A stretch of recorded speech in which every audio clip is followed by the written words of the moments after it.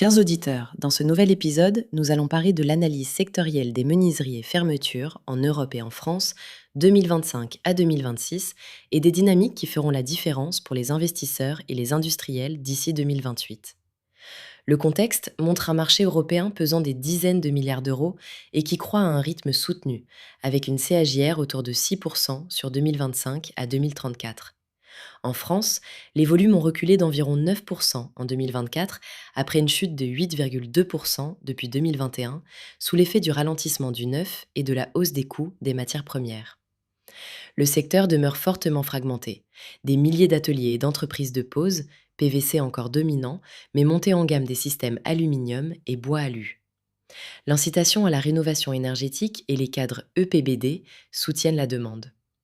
Sur le plan stratégique, la thèse d'investissement voit un effet de rattrapage dès 2025 à 2026, porté par l'industrialisation, la performance énergétique et la recyclabilité.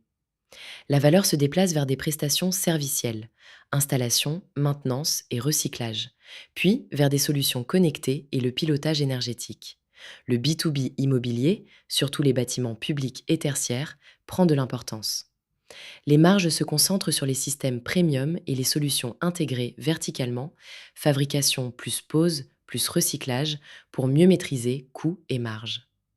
À 3 à 5 ans, les opportunités clés incluent l'économie circulaire et les certifications ISO, l'usage croissant de l'intelligence artificielle pour optimiser la production et le service client, ainsi que la consolidation autour des segments PVC et composites recyclés.